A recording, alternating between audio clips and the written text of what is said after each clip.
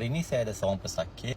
Bila dia tunduk saja, air daripada hidung tak berhenti-henti, menitik-nitik. Tapi air tu jernih. Air tu dia memang macam air pipe lah. So kita pun diagnose dia mengalami CSF rhinorrhea, iaitu sesama yang disebabkan oleh kebocoran air daripada otak.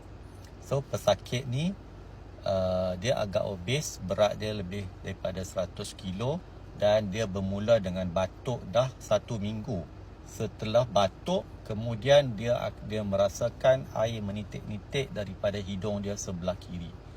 So ini bukannya sesama biasa-biasa. Ini bukannya lendiran, hingus ataupun resdung, bukan. Yang ni, air ni memang dia tak ada color, dia macam air pipe, sebiji macam air pipe. Dia menitik-nitik, dia tunduk menitik-nitik, dan dia juga mengalami sakit kepala.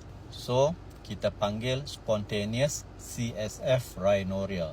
CSF ni adalah cerebrospinal fluid, iaitu air daripada otak.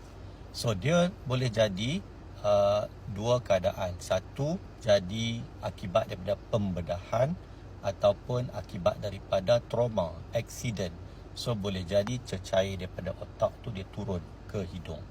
Dan macam pesakit saya ni, dia jadi spontaneous. Dia jadi dengan tiba-tiba.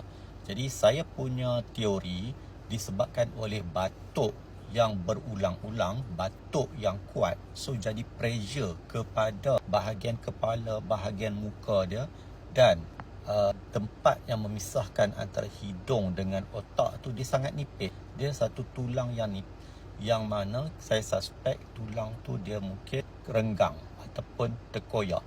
Sebab itulah air tu dia boleh bocor. Ini sangat-sangat bahaya. Sebab kalau kita tak rawat dia, dia boleh dapat meningitis, boleh dapat abscess, boleh dapat nanah dalam otak. So sangat-sangat bahaya. Jadi kita admit dia masuk dalam ward, kita bagi injection IV Rocephin, merupakan antibiotik yang sangat kuat yang boleh meresap pergi ke otak. Sebab kita ambil darah dia menunjukkan macam ada sedikit peningkatan sel darah putih.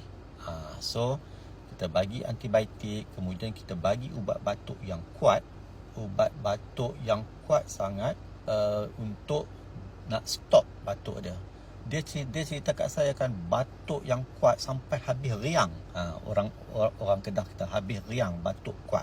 Jadi saya boleh bayangkan lah, batuk tu sangat kuat. Jadi saya tak nak dia batuk.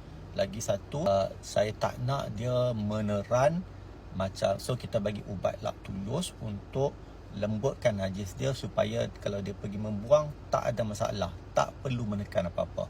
Dan kemudian tak bagi dia angkat berat dan tak boleh kerja kuat. So maknanya duduk dalam ward, duduk baring saja. Itulah rawatan yang kita buat masa ni, konservatif. Jadi saya order CT scan. Kita nak tengok dekat CT scan sama ada nampak ada lubang ataupun tidak.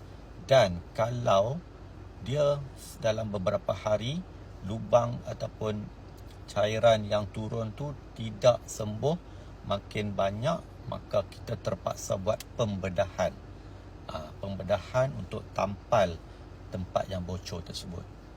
Itulah yang saya nak cerita tentang CSF rhinorrhea. Tuan-tuan, puan-puan boleh tengok dalam video yang saya lepas-lepas, saya dah ceritakan tentang CSF rhinorrhea, CSF leak. CSF ni adalah cerebrospinal fluid. Kiranya macam cecair yang ada di dalam otak kita dan dekat saraf tunjang kita. Jadi otak kita ni berada di dalam air dan berada di dalam tengkorak. Jadi kalau katakan air ni tak ada, maka otak kita akan sentiasa bergegar. Jadi bila ada air, ada CSF, jadi otak kita akan bergerak dengan very slow. Dan air ni akan menjaga otak kita supaya tidak bergegar. Itu cerita dia.